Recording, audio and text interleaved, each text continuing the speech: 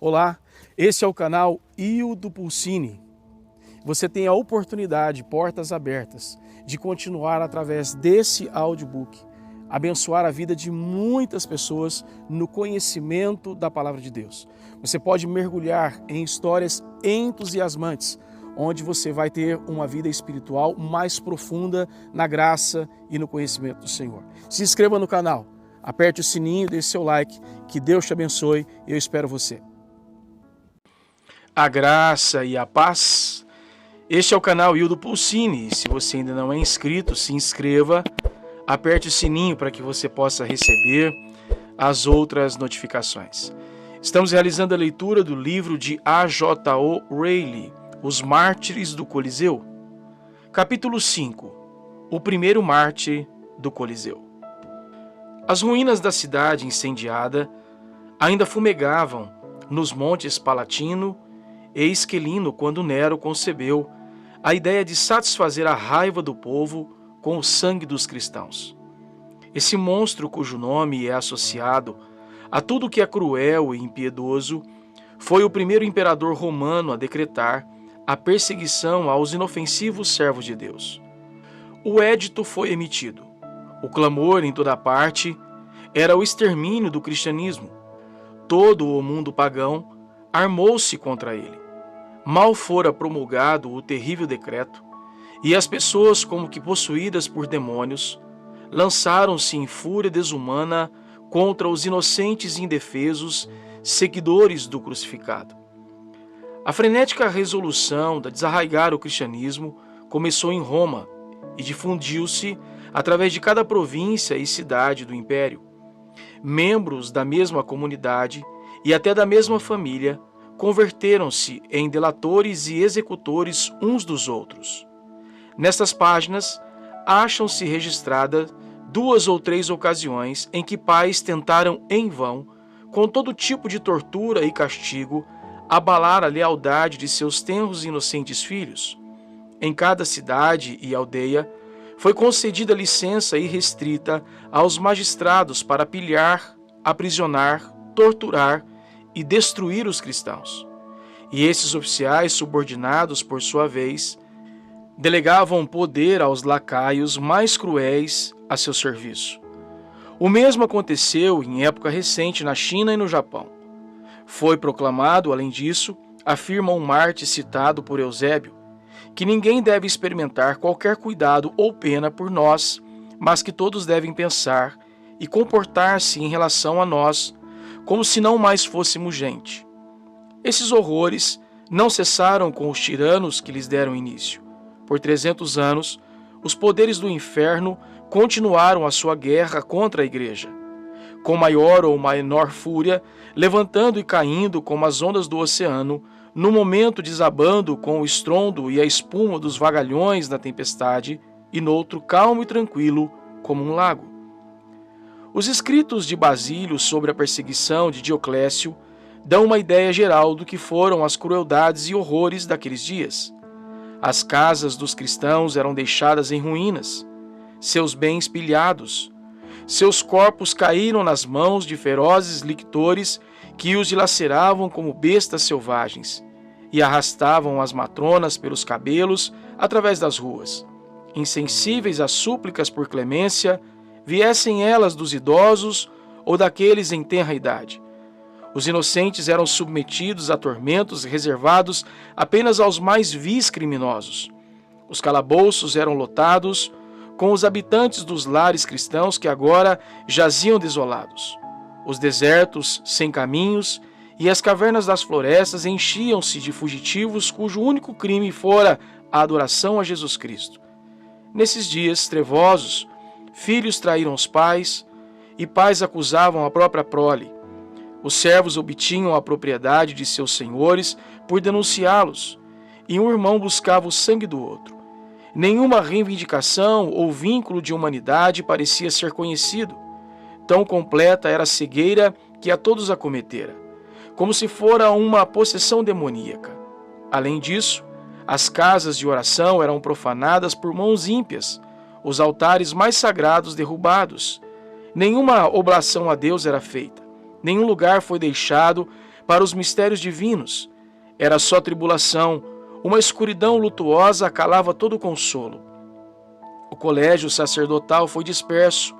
Nenhum sínodo ou concílio pôde reunir-se por medo da matança que assolava em toda parte. Mas os demônios celebravam suas orgias e poluíam tudo com a fumaça e o sangue de suas vítimas. As catatumbas são o último memorial dessa época terrível, aquelas cavernas lúgubres e as escuras passagens nas estranhas da terra são o mais precioso registro da igreja. Suas lajes toscas, com a palma e a coroa, falam aproximadamente de 1 milhão de mártires. O Coliseu é outro testemunho dos triunfos do passado. Ele surgiu em meio aos horrores da perseguição e tornou-se o campo de batalha onde a inocência e a fragilidade lutavam com a tirania e a criminalidade. O sangue, os milagres e as vitórias da igreja primitiva lançaram uma reminiscência sagrada à volta dessas veneráveis ruínas, que nos faz aproximar com uma espécie de temor religioso. Supõe-se que milhares de mártires verteram seu sangue em suas arenas, embora os registros exatos não tenham chegado até nós.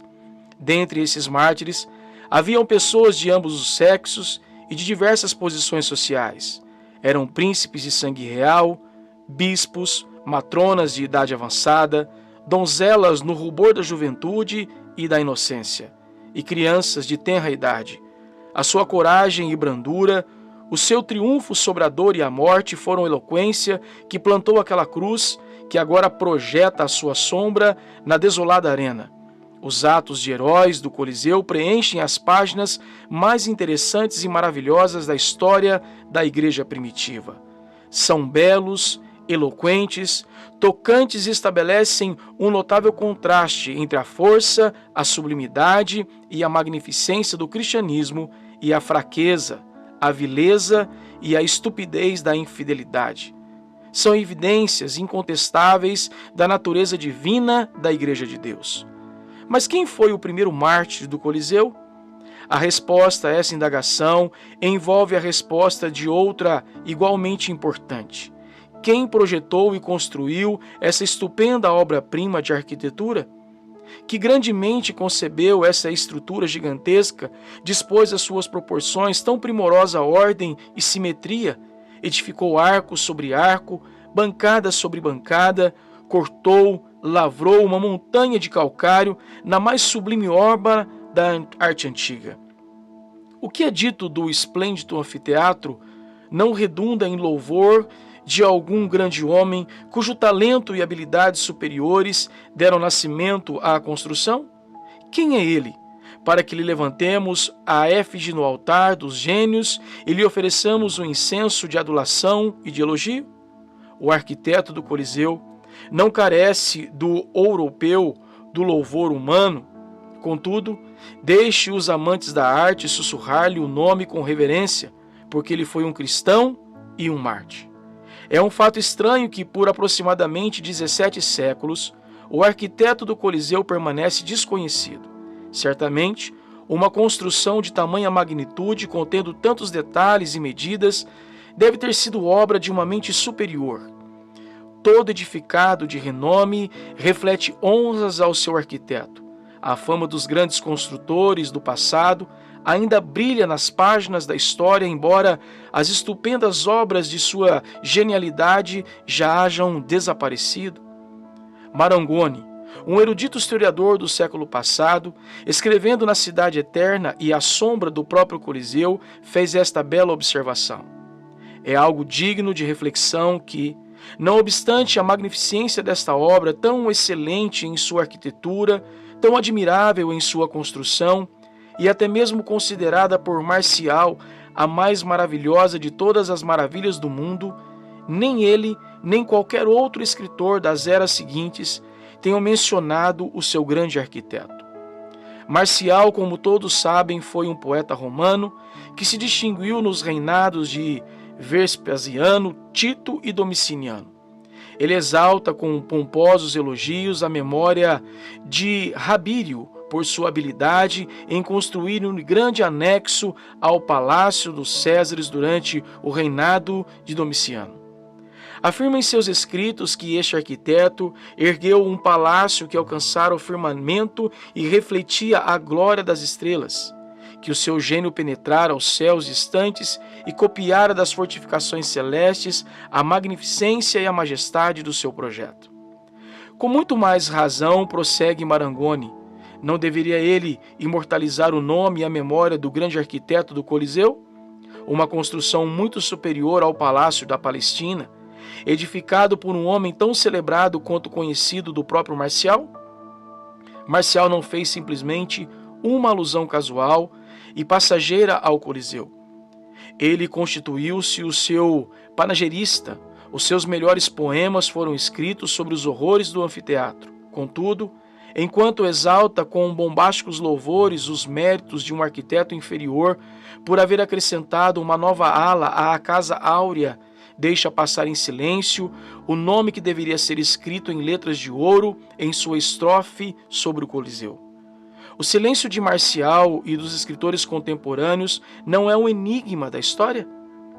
17 séculos se passaram sobre os muros imperecíveis desse estupendo monumento de antiguidade.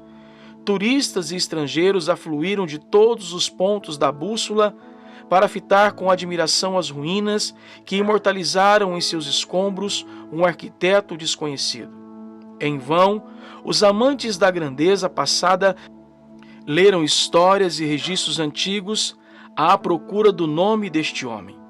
Debruçaram-se atentamente sobre as inscrições apagadas e as lajes de mármore rachadas que ainda se agarram às velhas paredes, esperando achar ao menos um efêmero elogio ao construtor.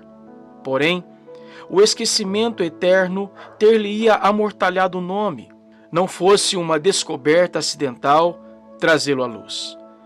Durante escavações feitas na catatumba de São Agnes, na estrada de Nomentan, uma rude tumba foi descoberta.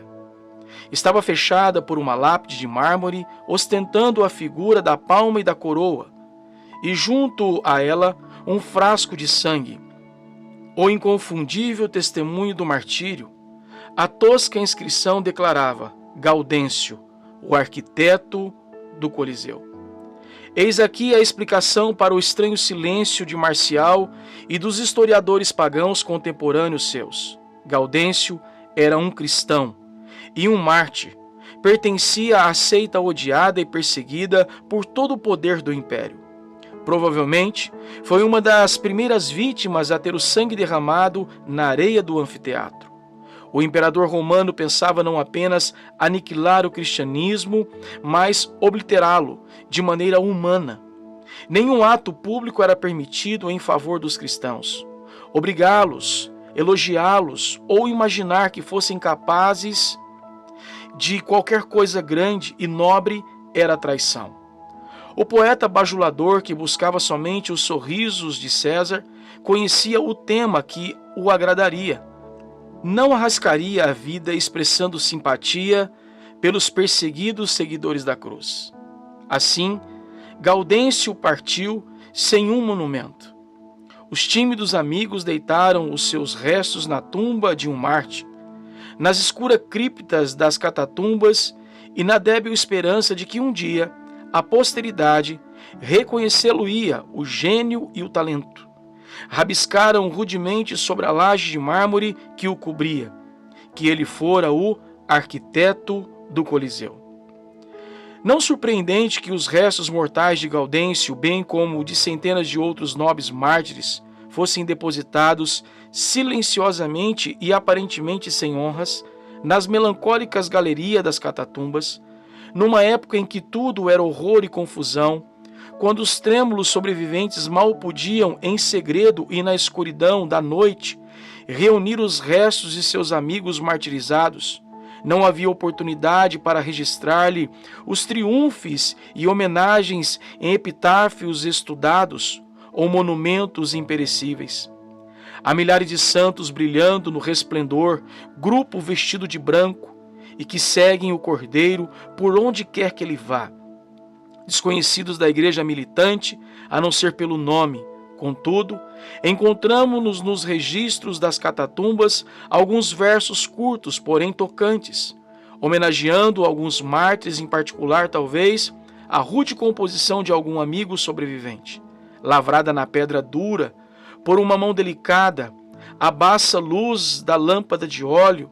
Tais eram os versos na tumba de Gaudêncio. Sic premia servas, Vespasiani dare, permeativus es morte gaudenti lettere, civitas vibe glori tu autori, promistiis dos Christus, unima tibi, que alivium peravit teatri em celo. Eis aqui um panegírico, em poucas palavras, porém simples e sublime. Ele declara que Nosso Senhor foi vítima de grosseria, ingratidão, e embora o seu gênio tenha contribuído para a glória da cidade, a sua recompensa foi a morte cruel. O cristão que entalhou esse epitáfio parecia consolar-se com a glória e apreciação dada ao amigo no outro mundo. César prometeu 3 grandes recompensas, parece dizer ele.